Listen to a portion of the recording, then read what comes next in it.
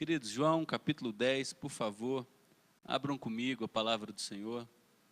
Evangelho segundo João, capítulo 10. João deseja provar que Jesus é o Filho de Deus. Ele usa os diversos sinais que Jesus realizou, e foram muitos mesmo, como prova incontestável de que Jesus é o Messias. No capítulo 9, que refletimos terça-feira passada, Jesus cura um cego de nascença, cego que também era mendigo e ficava na porta do templo, vivendo das migalhas que a ele eram dadas. Depois que Jesus faz esse homem enxergar, ele se projeta como a luz do mundo, e diz que quem olhar para ele, verdadeiramente começará a enxergar, e será salvo para a eternidade. Agora, no capítulo 10, nos 21 primeiros versos, Jesus segue falando mais verdades a respeito de seu ministério como Messias. Ele deseja esclarecer ainda mais a mim e a você aspectos de sua natureza como Filho de Deus, o cumpridor de todas as expectativas do Antigo Testamento. No verso 1 a 5, Jesus conta uma parábola. O texto diz o seguinte: em verdade vos digo, o que não entra pela porta no aprisco das ovelhas, mas sobe por outra parte, esse é ladrão e salteador. Aquele, porém, que entra pela porta, esse é o pastor das ovelhas. Para este o porteiro abre, as ovelhas ouvem sua voz, ele chama pelo nome as suas próprias ovelhas e as conduz para fora. Depois de fazer sair todas as que lhe pertencem, esse pastor vai adiante das ovelhas, e elas o seguem, porque lhe reconhecem a voz. Mas de modo nenhum as ovelhas seguirão o estranho, antes fugirão dele, porque não conhecem a voz dos estranhos. Em primeiro lugar, essa parábola fala da natureza do ladrão, e diz que o ladrão é um intruso. Ladrão aqui são todos os falsos mestres, e todo tipo de crença ou pessoa fora de Jesus Cristo em quem depositamos nossa esperança. Talvez nossa esperança esteja depositada na conta bancária, na projeção social, na reputação que a gente tenta construir nesse mundo aos olhos dos homens. São vários os castelos de areia que a gente vai construindo ao longo da vida. A isso a Bíblia chama de idolatria. Idolatria não é somente levantar uma imagem de pau, de pedra, de ouro, de prata, de bronze e nos curvar diante dela. A idolatria começa quando o nosso coração é conquistado por algo ou alguém que não é Jesus Cristo como Senhor e Salvador. Você pode se dobrar diante do dinheiro, o amor ao dinheiro, a que Jesus chama de mamon. Você pode se dobrar diante de uma potestade, de um poder, que pode ser qualquer filosofia humana, inclusive o ateísmo. Você pode se dobrar diante de um sistema de tradição familiar, que te conduz para uma ideologia, um sistema de fé alheio às Escrituras. Isso é idolatria. E qualquer manifestação de idolatria, ou aquilo ou para quem nós entregamos nosso coração, Jesus chama de ladrão. E ele diz que o ladrão é um intruso. Ele não entra pelo lugar devido, ele arromba. Primeiro ponto que essa parábola enfatiza é esse. Segundo ponto que a parábola enfatiza é que a natureza do cuidador é ser reconhecido. As verdadeiras ovelhas ouvem a voz de seu pastor, reconhecem a tonalidade dessa voz, elas têm contato com a voz do pastor, e por isso quando ele fala, elas já identificam, é o pastor, e lhe procuram, e lhe obedecem, e seguem o seu ensino. O terceiro ponto que essa parábola traz, é que a natureza do falso rebanho, é estar aberto ao engano. Como o ladrão invade por um caminho escuso, por um caminho alheio ao caminho correto, há também um rebanho que não escuta a voz do verdadeiro pastor. Na segunda carta a Timóteo, segunda carta de Paulo a Timóteo, capítulo 4, versículo 3, Paulo diz: olha, nos últimos tempos, as pessoas se cercarão de mestres, segundo as suas próprias cobiças, se recusarão a dar ouvidos à verdade e se entregarão a fábulas. A palavra fábula, ali em 2 Timóteo 4,3, é a ideia de um avô e uma avó que se assenta no leito de seu netinho e começa a inventar histórias para o seu netinho e para a sua netinha dormir. Começa a inventar fantasias. É isso que Paulo diz: a natureza dos últimos tempos será um grande número de pessoas que amarão seguir a voz dos falsos mestres, do lobo, a ovelha que se recusa deliberadamente a ouvir a voz do verdadeiro pastor. Ela ama seguir o lobo. A quarta e última verdade sobre a parábola é que a natureza do verdadeiro rebanho é ouvir a voz de seu pastor. O verdadeiro rebanho é atento. O verdadeiro rebanho conhece a tonacidade da voz, a altura, os trejeitos, o cheiro do pastor. O verdadeiro rebanho convive com seu pastor e confia em seu pastor. Jesus, nesses 5 primeiros versos, ele nos conta uma parábola. E essa parábola enfatiza esses vários aspectos. Há um ladrão, ele pega atalho, ele arromba. O ladrão, ele procura destruir as ovelhas. Agora, as ovelhas espertas, as ovelhas de verdade, elas reconhecem a voz do pastor e ouvem a voz do pastor e seguem o seu pastor, porque elas sabem que o verdadeiro pastor é quem lhes garantirá a segurança. É a respeito disso que os 5 primeiros versos nos falam. Do versículo 6 ao versículo 8, Jesus precisa explicar a parábola, porque o versículo 6 nos mostra que seus discípulos, mesmo depois de ouvirem essa parábola, e mesmo depois de conviverem tanto tempo com seu Senhor, ainda não conseguiam compreender diversas coisas. Veja o que nos diz o verso 6. Jesus lhes propôs esta parábola, mas eles não compreenderam o sentido daquilo que lhes falava. E aí nos versos 7, verso 8, Jesus clarifica, ele deixa todos os seus discípulos indesculpáveis a respeito de seu ensino. Ele está dizendo: vem cá, deixa eu explicar de maneira simples para vocês compreenderem esse ensino tão simples. E no verso 7 em diante ele diz: Jesus lhes afirmou de novo: em verdade vos digo, eu sou a porta das ovelhas. Todos quantos vieram antes de mim são ladrões e salteadores, mas as ovelhas não lhes deram ouvido. Eu sou a porta. Se alguém entrar por mim, será salvo. Entrará e sairá e achará pastagem. Perdão, versículo 7 e 8, né? Todos quantos vieram antes de mim são ladrões e salteadores, mas as ovelhas não lhes deram ouvidos. Jesus explica a parábola, e a parábola é simples, gente. Eu sou o Salvador. Eu fiz aquele cego de nascença enxergar para vocês compreenderem que só eu posso guiar vocês para a verdadeira vida. Só eu posso fazer vocês enxergarem a verdade e conduzi-los para um lugar seguro. Ninguém antes, desde que o mundo é mundo, fez um cego de nascença voltar a enxergar. Eu fiz esse homem enxergar para que vocês compreendam que só eu posso lhes dar a verdadeira visão. Eu sou a luz do mundo. E aí nos versos 9 até o verso 11, Jesus vai explicar os privilégios que eu e você, as verdadeiras ovelhas, temos ao entrarmos pela porta verdadeira, pela única porta que é Ele. No versículo 9, ele vai dizer que o primeiro privilégio é salvação. Eu sou a porta, se alguém entrar por mim, será salvo.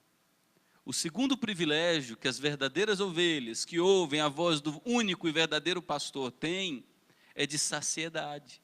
O verso 9 termina com ele dizendo: essas ovelhas entrarão e sairão e acharão pastagem. Lembra do Salmo 23? O Senhor é o meu pastor e eu não sentirei falta de nada. Ele me faz repousar em pastos verdejantes. Leva-me para junto de águas de descanso. Você lê os 2 primeiros versículos do Salmo 23. comunica a ideia de que em Deus, a presença de Deus, na presença de Deus, existe segurança, existe plenitude. E é isso que Jesus está dizendo: eu sou aquele pastor do Salmo 23. Se você entrar pelo único caminho, além de salvação, você vai encontrar saciedade. Mas além dessas duas coisas, em terceiro lugar, você vai encontrar também restauração. Versículo 10 diz: o ladrão vem somente para matar, roubar e destruir. Eu vim para que vocês tenham vida. E tenham essa vida de que maneira? Em abundância. Restauração. Quarto e último privilégio que as ovelhas possuem ao andar e seguir a voz, andar com esse pastor e seguir a voz desse pastor e permanecerem próximas a esse pastor, está no versículo 11, que é perdão. O texto diz: eu sou o bom pastor. O bom pastor dá a vida pelas ovelhas. Quando Cristo sobe à cruz, e ali por 6 horas é esbofeteado, humilhado, xingado, zombado, as pessoas o abandonam, densas trevas ocupam o planeta todo. A última expressão de Jesus está registrada no Evangelho segundo João. Ele diz: está consumado. Ele abaixa a sua cabeça e morre. A palavra está consumado no original, a nossa tradução, João Ferreira de Almeida, Revista Atualizada, colocou 2 palavrinhas: está consumado. Mas no original é somente uma palavra: tetelestai. O que significava essa palavra no primeiro século em que Jesus vivia?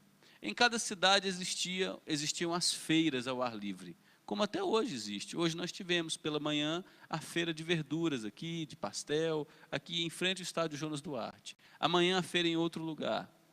Em várias cidades, em todas as cidades do Império Romano existiam as feiras. E eu chegava para comprar uma mercadoria. Quando eu pagava por aquela mercadoria, eu recebia uma espécie de nota fiscal, de recibo. O homem batia um carimbo, o vendedor batia um carimbo. E nesse carimbo estava escrito tetelestai, está pago, completamente pago. Esta foi a última palavra de Jesus na cruz. Ele estava dizendo para seu Pai: eu paguei o preço que eles deviam. Eu derramei até a última gota de sangue para que eles fossem perdoados. Não devem mais nada ao Senhor. Até a última gota do sangue foi derramado, a fim de que eles fossem feitos teus filhos. Eles agora não pertencem mais à morte, ao inferno. Eles são meus, Pai. Eles são meus. Eu os comprei. Tetelestai. Foram completamente salvos. Esse é o grande privilégio que as ovelhas do único pastor possuem: o perdão de todos os seus pecados. São 4 privilégios: salvação, saciedade, restauração e pleno perdão.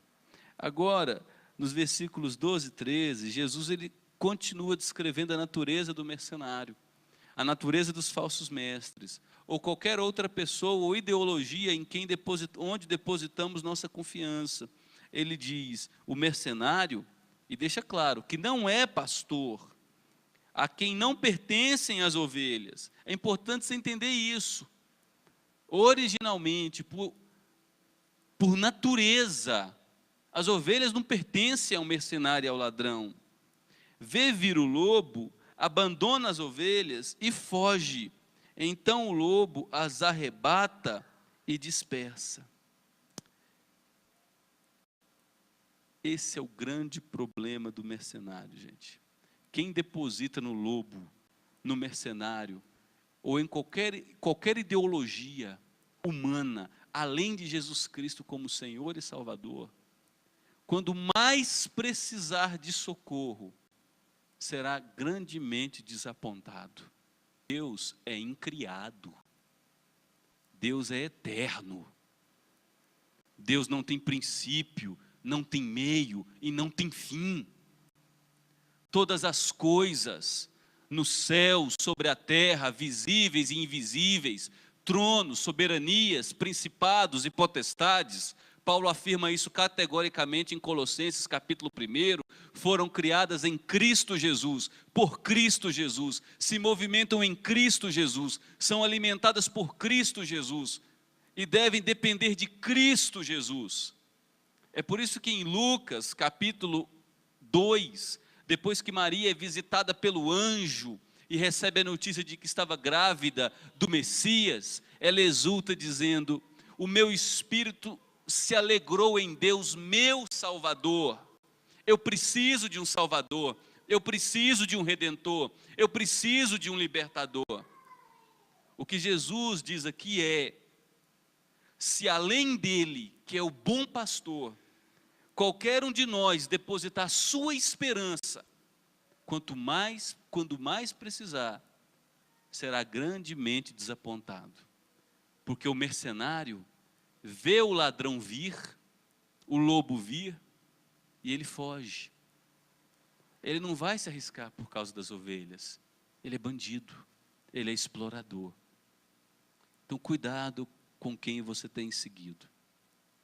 Porque o mercenário, quando você mais precisar, ele vai te desapontar. Jesus, ele caminha para o final, nos versículos 14 a 16, falando mais sobre sua natureza. Os versos 14 e 15 nos diz que ele possui um povo que conhece, o seu povo, suas ovelhas. Eu sou o bom pastor, conheço as minhas ovelhas, e não só isso, elas conhecem a mim. E olha a maneira como as ovelhas conhecem a Jesus. Assim como o Pai me conhece a mim, eu conheço o Pai.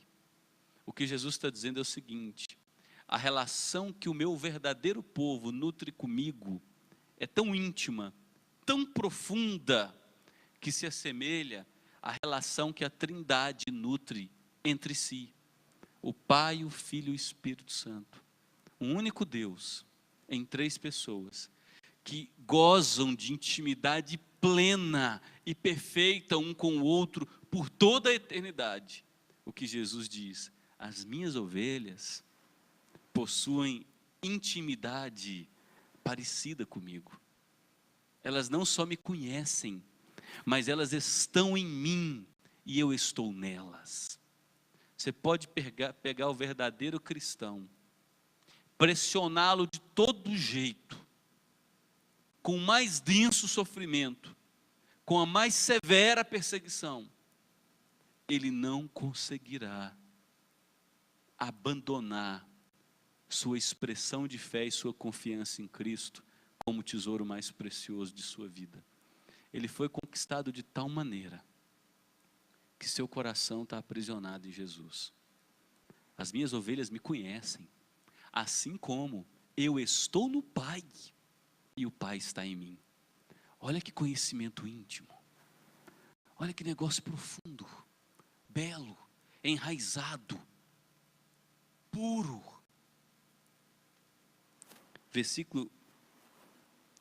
Final do versículo 15, Jesus diz que esse povo que o conhece é resgatado do lobo, é resgatado do perigo. Por isso esse povo conhece. Ele termina o verso 15: e dou a minha vida pelas ovelhas.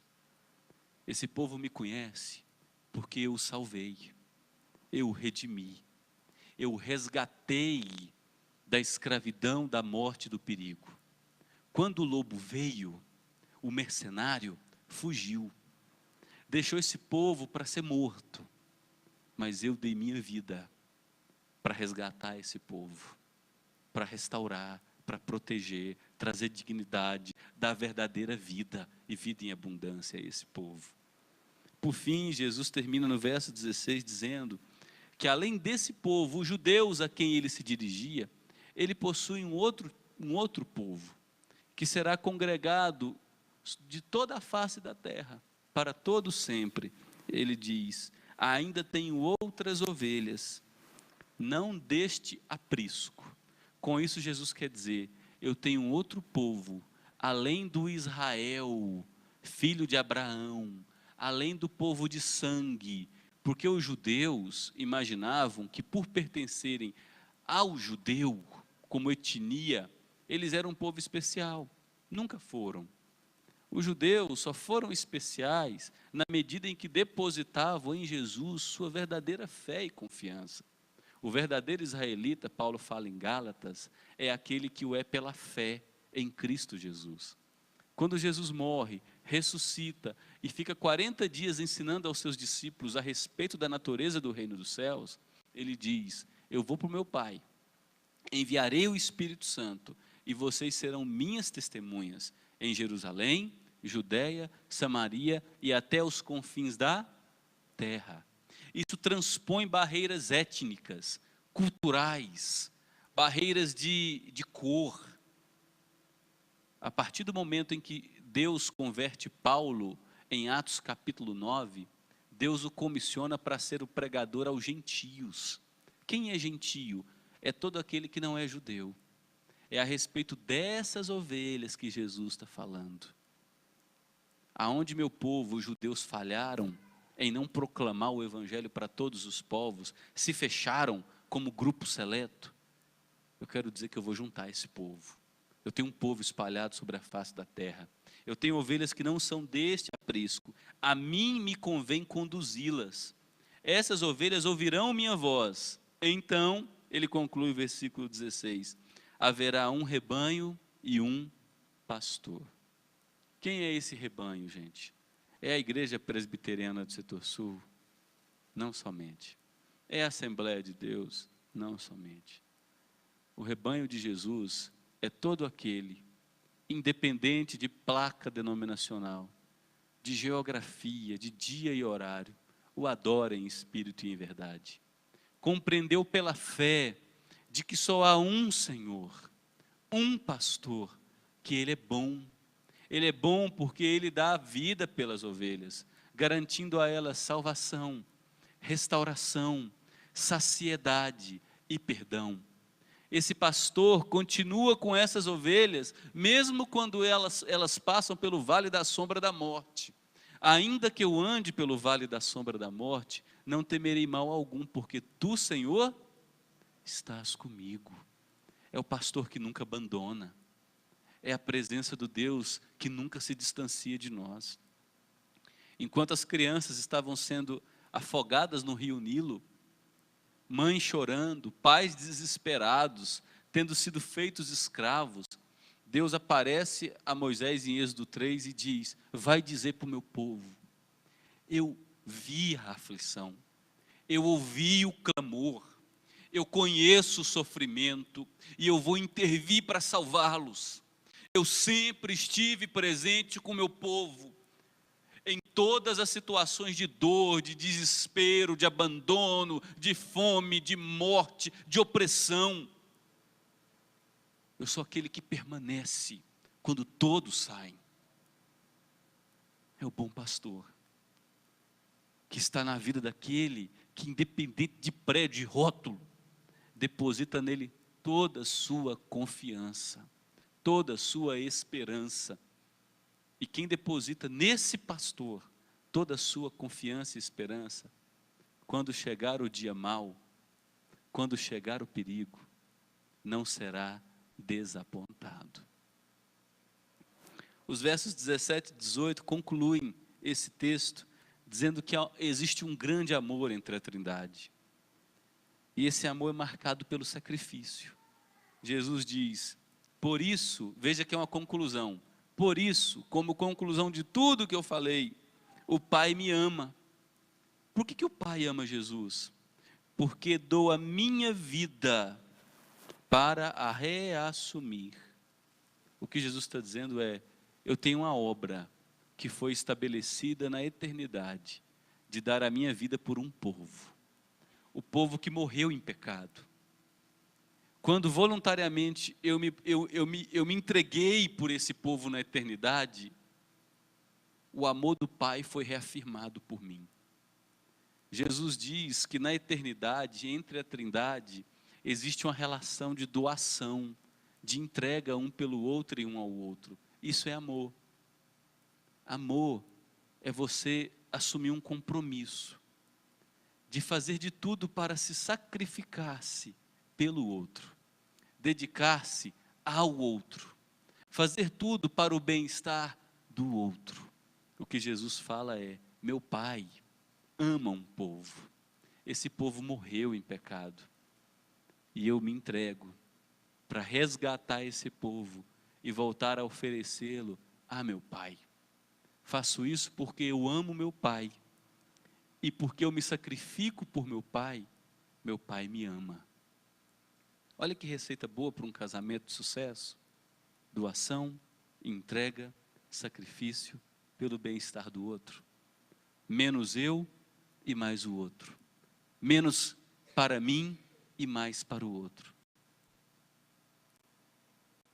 Esse amor, Jesus diz no verso 18, é marcado pela voluntariedade. Ninguém tira a vida de mim. Pelo contrário, espontaneamente eu a dou. Tenho autoridade para entregar e também para reavê-la. Este mandato recebi de meu Pai. O verdadeiro amor que a Trindade nutre é marcado pela voluntariedade. Em momento algum nas Escrituras, Deus obrigou seu Filho a se entregar para nos salvar. Em momento algum, Deus se posicionou na eternidade, ordenando a Jesus: você morrerá e ponto. O Espírito Santo morará neles e ponto. Não. Quando a gente lê Efésios capítulo 1, versículos 3 a 14, nós temos a Trindade voluntariamente engajada num projeto de entrega uma pela outra, uma pessoa pela outra. O Pai diz: eu amo um povo, eu elejo esse povo, eu escolho esse povo. O Filho diz: porque o Senhor ama esse povo, eu vou me entregar por esse povo para salvá-lo, para que seja teu povo de novo. E o Espírito Santo diz: só há uma maneira desse povo crer no Senhor, só há uma maneira desse povo ser convencido da obra do Filho. Eu vou ter que convencê-los, morar neles. Olha que negócio pleno, impressionante.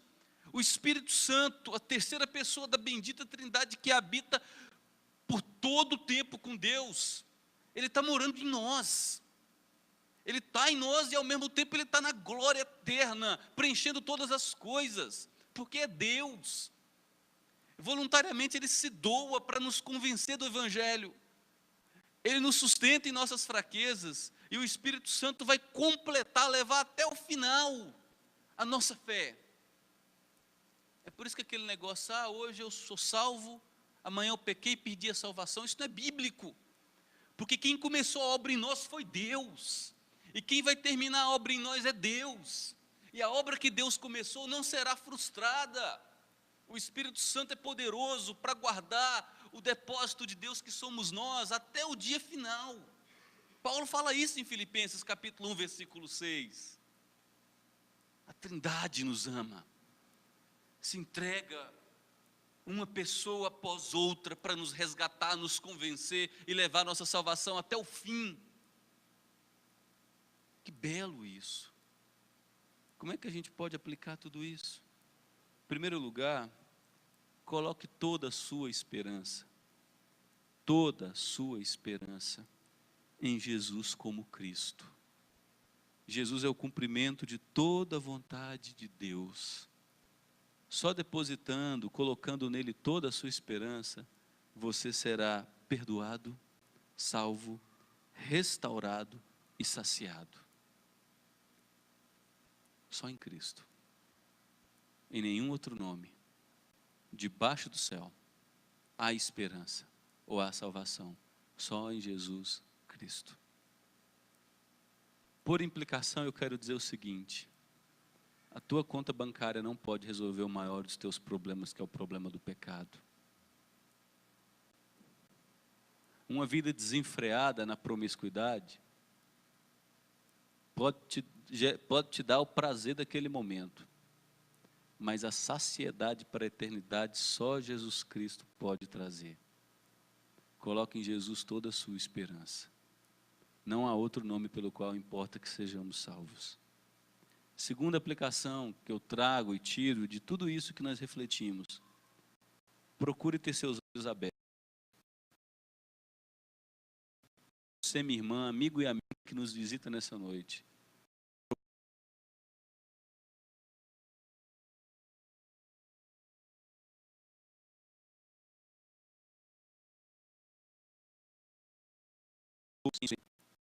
muitos mercenários que por um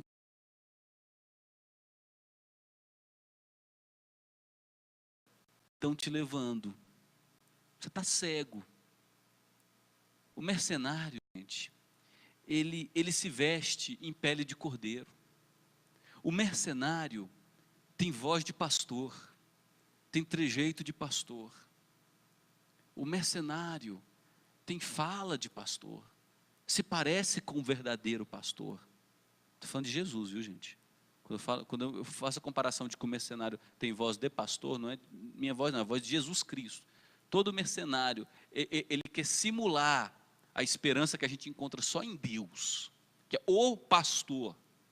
O mercenário quer se parecer com o pastor, quer se vestir como o pastor, procura falar como o pastor. Ele quer alcançar o nosso coração como só o pastor pode alcançar. Ele fala de um jeito que agrada os nossos ouvidos. O mercenário fala de um jeito que dá até coceira, sabe? Ai, como está gostoso. Ai, como está gostoso. Os prédios tomados de multidão. Ai, como está gostoso. Ai, como está gostoso. Só há um jeito da gente discernir quem é mercenário de quem é verdadeiro pastor. Quem é a porta de quem não é. Conhecendo as Escrituras. Jesus diz: e conhecereis a verdade, e a verdade vos libertará. Eu quero encerrar essa reflexão sugerindo a você: empenhe-se em conhecer as Escrituras. As Escrituras e seguir Jesus Cristo como único pastor é mais importante que teu pai, é mais importante que tua mãe, é mais importante que tua esposa, que teu marido e que seus próprios filhos. Seguir Jesus e as Escrituras é mais importante que a sua própria vida, é mais importante que a sua tradição de fé, é mais importante que a tradição religiosa de sua família, ainda que a sua família esteja nessa tradição por 500 anos. Se o Evangelho da verdade te alcançar, e você perceber que é o pastor que está falando, siga-o. Você não será frustrado e não será envergonhado naquele dia. Agora não se engane, se você seguir o mercenário, quando você mais precisar, você será desapontado. Porque o mercenário vê o lobo aparecer, ele pega a malinha dele, põe debaixo do braço e corre. Porque mercenário só existe para explorar as ovelhas. Quando ele vê o perigo, ele as deixa sozinhas para serem destruídas. Nós temos a esperança de vida eterna. Nós temos o Senhor Jesus. Nós temos a verdadeira esperança. Nós não precisamos ir para lugar nenhum. Basta ficar em Jesus. Não precisa inventar a roda já está inventada. É Jesus Cristo, morto e ressurreto. Agora, desde Jesus até o final, até a volta dele, para a restauração de todas as coisas, o nome de Jesus será um nome que gerará dissensão, gerará discórdia. A gente vê isso na conclusão desse texto, versículos 19 a versículo 21. A liderança religiosa olha e diz: ele tem demônio. Está aí, versículo 20. Ele enlouqueceu. Mas outros já disseram: sei não, viu? Ninguém nunca fez um cego enxergar, cego de nascença. Será que ele realmente é a luz do mundo? Será que ele pode me dar verdadeira esperança, me perdoar, me fazer enxergar e me dar a vida eterna? Será que ele é o Messias? E a resposta que a Bíblia dá é: ele é o Cordeiro de Deus, que tira o pecado do mundo. Quem nele está, nunca mais andará nas trevas. Firme-se em Cristo, e você nunca será envergonhado. Coloque toda a sua esperança. Veja que eu estou usando palavras muito bem pensadas. Eu não estou dizendo aceite Jesus. Muita igreja faz isso, né? O pastor termina de pregar, quem quer aceitar Jesus? Aí vem aquela multidão à frente. Como se aceitar Jesus resolvesse o nosso problema. Aí o cara vem, chora. Aí no outro dia está no motel, tendo um caso extraconjugal, está mentindo nos negócios, está dando cano, está sendo um mala. Gente, até os demônios creem que Jesus existe. Até os demônios tremem na presença de Jesus Cristo. A palavra acreditar nas Escrituras envolve muito mais que consentimento intelectual, que um assentimento sobre uma série de doutrinas. O acreditar nas Escrituras, além de ter a mente, tem o coração entregue. Porque o nosso maior problema, gente, é coração. É quem domina aqui dentro. Porque é do coração que vai surgir nossas prioridades, o gasto das nossas energias, onde a gente põe o nosso dinheiro, é dos valores que estão dentro do nosso coração, que lá na ponta vai refletir a maneira como a gente fala, como a gente se veste, tudo do coração. O empenho que nós temos ou deixamos de ter, tudo do coração. É por isso que eu uso a expressão, confie inteiramente sua vida ao senhorio e salvação de Jesus Cristo, pois Ele é a luz do mundo.